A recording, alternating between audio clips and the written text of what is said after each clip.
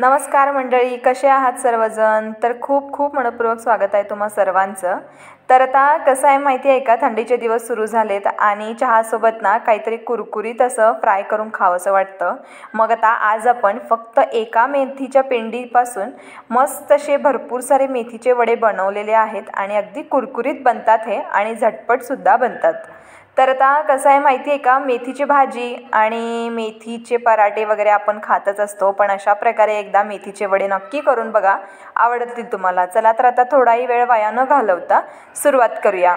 तर आता पहिल्यांदा इथे मी काय केले, मेथी एक पेंडी घेतली आणि ती लहान लहान म्हणजे बारीक अशी पहिल्यांदा निवडून घेतली. त्यानंतर पाण्यामध्ये स्वच्छ धुतली आणि थोडं पाणी यामधलं सुकू दिलं आणि मग त्यानंतर तुम्ही इकडे बघत आहात मस्त अशी मेवेळी घेतली आणि बारीक बारीक अशी मेथी जी आहे चिरायला सुरुवात केली.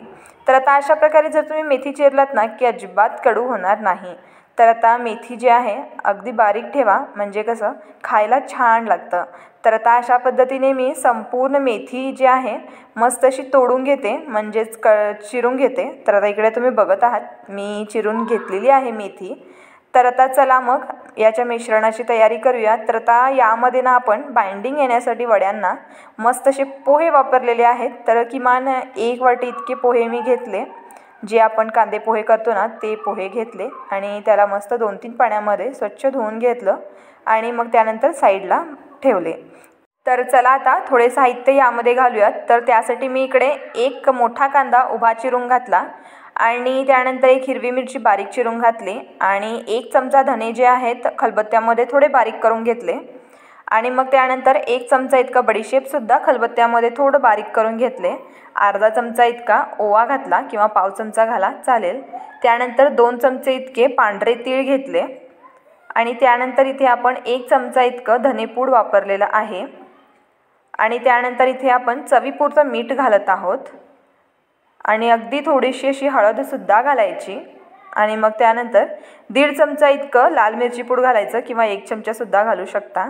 त्यानंतर थोडी कोथिंबीर बारीक बारीक चिरायची, तीसुद्धा घालायची आणि शेवटी यामध्ये आलं लसूण पेस्ट अर्धा चमचा इतकं घालायचं आणि जे आपण पोहे भिजून ठेवले होते ते सुद्धा घालायचे. तर आता इकडे तुम्ही बघत आहात पोह्यांना छान बाइंडिंग आलेलं आहे. तर आता पोहेसुद्धा यामध्ये घालायचे आणि मग त्यानंतर शेवटी यामध्ये 1 वाटी इतकं बेसन घालायचं. तर बेसन जे आहे सगळंच एकदमच घालायचं नाही, थोडं थोडं घालायचं. तर आता हे सर्व साहित्य आपण एकत्र मिक्स करून घेऊया आणि जर आपणाला लागल्यास अजून थोडंसं बेसन आपण इथे, म्हणजेच 1 वाटी इतकं बेसन आम्हाला पूर्णतः लागलेलं आहे. तर आता चला यामध्ये थोडंसं बाइंडिंग येण्यासाठी मी 1 चमचा किंवा 2 चमचे इतकं पाणी वापरले आणि छान असं याला घट्ट मळून घ्यायचं आहे. तर आता यामध्ये आपण जे बडीशेप घातलेली आहे ना, त्यामुळे आपल्या वड्यांना छान म्हणजे मस्तच टेस्ट लागते. तर जेव्हाही तुम्ही मेथीचे वडे कराल ना, तेव्हा 1 चमचा बडीशेप जे आहे नक्की घाला. तर आता चला मी इकडे पीठ छान असं मळून घेतले. आता त्यानंतर हातावर थोडंसं तेल लावायचं आणि याचे मस्त असे टिक्कीसारखे गोळे बनवून घ्यायचे. तर आता इकडे तुम्ही बघत आहात तेल लावल्याने ना पीठ थोडंही हाताला चिकटणार नाही. तर आता अशा प्रकारे लिंबाच्या गोळा इतका आपण पीठ घेतलेलं आहे आणि त्यानंतर अशा प्रकारे याला टिक्कीचा शेप द्यायचं आणि मस्त अशी आता तळायला घालायचे. तर तेल जे आहे जास्त कडकडीत नका ठेवू आणि जास्त थंडही नको, म्हणजे मीडियम गरम असलं पाहिजे तेल आणि गॅसचं फ्लेम जे आहे पूर्ण वडे तळण्यापर्यंत मीडियमच ठेवायचं. तर आता अशा प्रकारे आपण तेलामध्ये वडे सोडत आहोत आणि मस्त असं वड्यांना आता आपण आरतून परतून सतत तळून घेऊयात. तर जेव्हा आपण मेथीचे वडे तेलामध्ये घालू ना, तेव्हा त्याला थोडंही हलवायचं नाही, कारण मेथीचे वडे चिकटू शकतात त्यासाठी. मग आता काय करायचं, अगदी 2 मिनिटांनंतर मेथीचे वडे सहज सुटतात तेलामध्ये आणि मग त्यानंतर परतून घ्यायचे मेथीचे वडे आणि सतत परतत याला आता 5 ते 6 मिनटं झालेली आहेत मीडियम गॅसच्या फ्लेमवरती. तर आता इकडे तुम्ही बघत आहात मस्त रंग आलेला आहे मेथीच्या वड्यांना आणि अगदी कुरकुरीत दिसत आहेत मेथीचे वडे. तर आता यांना मी मस्त असं एका प्लेटमध्ये ऑइल ऑब्झर्व पेपरमध्ये ठेवलेले आहेत आणि अशा पद्धतीने आता आपण बाकीचे मेथीचे वडेसुद्धा तळून घेत आहोत.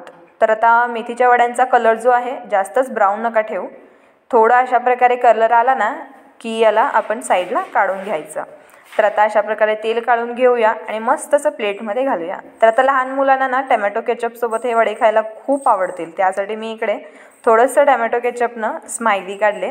तर आता अशा पद्धतीने जर तुम्ही घरातल्यांना इव्हनिंग स्नॅक्स म्हणून जर दिला ना चहासोबत, खूप कौतुक करतील आता तुमचं।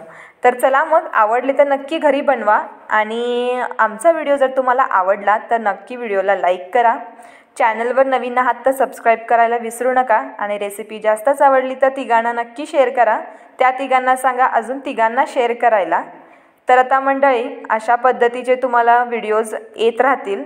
तर आपल्या चॅनलवर ना प्लेलिस्टसुद्धा आहे, तर आता तुम्ही प्लेलिस्टसुद्धा चेक करा आणि भेटू आपण पुन्हा मग अशाच एका नवीन व्हिडिओसोबत। तोपर्यंत धन्यवाद।